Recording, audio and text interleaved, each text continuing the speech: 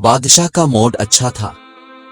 उसने नौजवान वजीर की तरफ देखा और मुस्कुरा कर पूछा, तुम्हारी जिंदगी की सबसे बड़ी ख्वाहिश क्या है? वजीर शर्मा गया।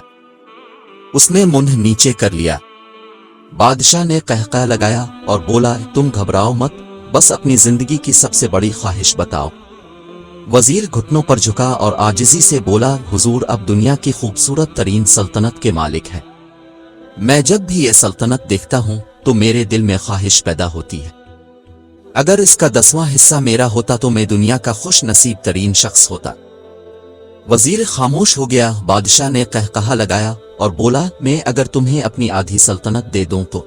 वजीर ने घबरा कर ऊपर देखा और आजिजी से बोला, बादशाह सलामत, ये कैसे मुमकिन है?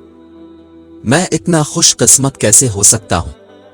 बादशाह ने फौरन सेक्रेटरी को बुलाया और उसे 2 अहकामात लिखने का हुक्म दिया। बादशाह ने पहले हुक्म के जरिए अपनी आधी सल्तनत नौजवान वजीर के हवाले करने का फरमान जारी कर दिया। दूसरे हुक्म में बादशाह ने वजीर का सर कलम करने का ऑर्डर दे दिया। वजीर दोनों अहकामात पर हैरान रह गया। बादशाह ने अहकामात पर मेहर लगाई और वजीर की आंखों में आंखें डालकर बोला, तुम्हारे पास 30 दिन हैं। तुमने उन 30 दिनों में सिर्फ 3 सवालों के जवाब तलाश करना है। तुम कामयाब हो गए तो मेरा दूसरा हुक्म मनसूख हो जाएगा और तुम्हें आधी सल्तनत मिल जाएगी, और अगर तुम नाकाम हो गए तो पहला हुक्म खारिज समझा जाएगा और दूसरे हुक्म के मुताबिक तुम्हारा सर उतार दिया जाएगा। वजीर की हैरत परेशानी में बदल गई। बादशाह ने इसके बाद फरमाया, मेरे 3 सवाल लिख लो। वजीर ने लिखना शुरू कर दिया। बादशाह ने कहा, इंसान की जिंदगी की सबसे बड़ी सच्चाई क्या है? दूसरा सवाल, इंसान की जिंदगी का सबसे बड़ा धोखा क्या है? तीसरा सवाल, इंसान की जिंदगी की सबसे बड़ी कमजोरी क्या है?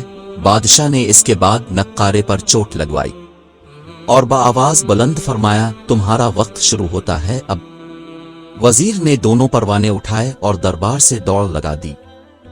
उसने इस शाम मुल्क भर के दानिश्वर, अदीब, मुफक्किर और ज़हीन लोग जमा किए और सवाल उनके सामने रख दिए।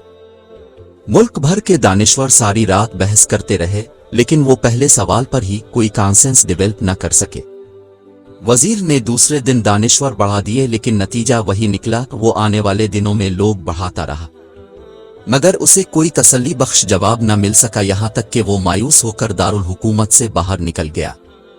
वो सवाल उठाकर पूरे मुल्क में गया, मगर उसे कोई तसल्ली बख्श जवाब न मिल सका। वो मारा मारा फिरता रहा, शहर शहर गांव गांव की खाक छानता रहा। शाही लिबास फट गया, पगड़ी ढीली होकर गर्दन में लटक गई, जूते फट गए और पांव में छाले पड़ गए, यहां तक कि शर्त का आखिरी दिन आ गया।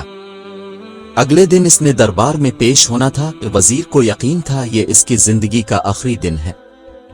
कल उसकी गर्दन काट दी जाएगी और जिस्म शहर के मरकजी पुल पर लटका दिया जाएगा। वो मायूसी के आलम में दारुल हुकूमत की कच्ची आबादी में पहुंच गया। आबादी के सिरे पर एक फकीर की झोंपड़ी थी। वो गिरता पड़ता इस कुटिया तक पहुंच गया। फकीर सूखी रोटी पानी में डुबोकर खा रहा था, साथ ही दूध का प्याला पड़ा था और फकीर का कितना शौक शौक की आवाजों के साथ दूध पी रहा था। अब फकीर ने वजीर की हालत को देखकर कहकहा लगाया और बोला, जनाब आली, अब सही जगह पहुंचे हैं। अब के 3 सवालों के जवाब मेरे पास हैं। वजीर ने हैरत से इसकी तरफ देखा और पूछा, आपने कैसे अंदाजा लगा लिया मैं कौन हूं और मेरा मसला क्या है? फकीर ने सूखी रोटी के टुकड़े छाबे में रखे, मुस्कुराया, अपना बोरिया उठाया और वजीर से कहा, ये देखिए, आपको बात समझ आ जाएगी। वजीर ने झोंक कर देखा, बोरिये के नीचे खिलत बिछी थी। ये वो लिबास था जो बादशाह अपने करीब तरीन वज़रा को इनायत करता था। फकीर ने कहा, जनाब आली, मैं भी इस सल्तनत का वजीर होता था। मैंने भी एक बार आपकी तरह बादशाह से शर्त लगाने की गलती कर ली थी। नतीजा अब खुद देख लीजिए। फकीर ने इसके बाद सूखी रोटी का टुकड़ा उठाया और दोबारा पानी में डुबोकर खाने लगा।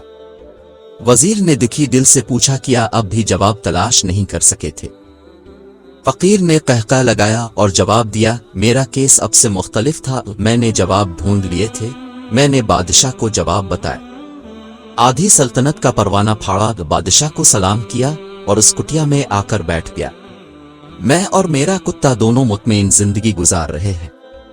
वजीर की हैरत बढ़ गई, लेकिन यह साबिक वजीर की हमाकत के तज्जिये का वक्त नहीं था, जवाब मालूम करने की घड़ी थी। चुनांचे वजीर एंकर पर्सन बनने की बजाय फरियादी बन गया और उसने फकीर से पूछा कि क्या आप मुझे सवालों के जवाब दे सकते हैं। फकीर ने हाँ में गर्दन हिलाकर जवाब दिया, मैं पहले 2 सवालों का जवाब मुफ्त दूंगा, लेकिन तीसरे जवाब के लिए तुम्हें कीमत अदा करना होगी। वजीर के पास शर्त मानने के सिवा कोई ऑप्शन नहीं था। उसने फौरन हाँ में गर्दन हिला दी। फकीर बोला, दुनिया की सबसे बड़ी सच्चाई मौत है। इंसान कोई भी हो, कुछ भी हो, वो इस सच्चाई से नहीं बच सकता। वो बोला, इंसान की जिंदगी का सबसे बड़ा धोखा जिंदगी है। हम में से हर शख्स जिंदगी को दायमी समझकर उसके धोखे में आ जाता है। फकीर के दोनों जवाब नाकाबिल तरदीद थे। वजीर सरशार हो गया। इसने अब तीसरे जवाब के लिए फकीर से शर्त पूछी। फकीर ने कहकहा लगाया, कुत्ते के सामने से दूध का प्याला उठाया, वजीर के हाथ में दिया और कहा, मैं आपको तीसरे सवाल का जवाब इस वक्त तक नहीं दूंगा जब तक आप ये दूध नहीं पीते। वजीर के माथे पर पसीना आ गया। उसने नफरत से प्याला जमीन पर रख दिया। वो किसी कीमत पर कुत्ते का जूठा दूध नहीं पीना चाहता था। फकीर ने कंधे उचकाए और कहा, ओके, तुम्हारे पास अब 2 रास्ते हैं। तुम इनकार कर दो और शाही जल्लाद कल तुम्हारा सर उतार दे, नहीं तो फिर तुम ये आध पाव दूध पी जाओ और तुम्हारी जान भी बच जाएगी और तुम आधी सल्तनत के मालिक भी बन जा। फैसला बहरहाल तुमने करना है।